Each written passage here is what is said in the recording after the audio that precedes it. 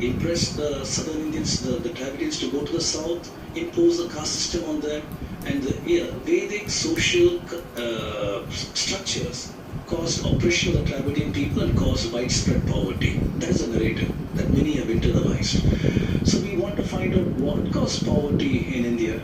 I'd like to point out two works. This is Angus Madison, who is a historical economist in Netherlands.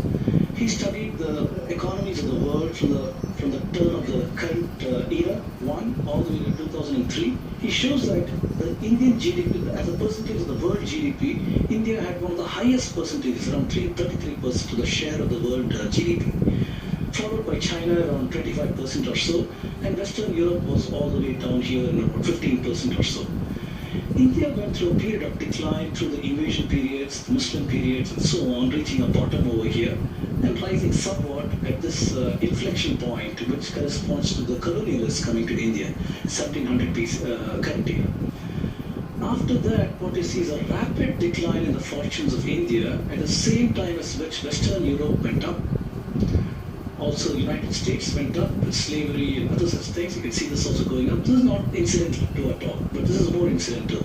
This downfall correlating with this shows a transference of wealth from India into Western Europe caused widespread poverty. I'd like to point out the work by Will Durant. He's written an excellent book called Case for India.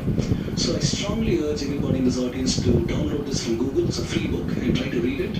He came to India around 1930 and he was not sympathetic to the British cause. He's an American. So he came in and saw what the British had done. He was horrified. And he wrote this powerful book, The Case for India.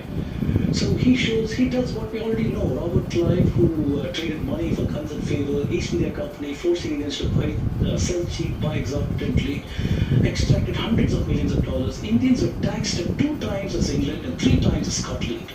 All the costs of British conquest and development and administration in India was charged to Indians, including the First World War, Second World War, all the French battles that they had. Everything was charged to Indians. The British incurred a debt for Indians of 35 million in 1792. I believe the dollar figure is as of 1930 when Will Durant wrote this book.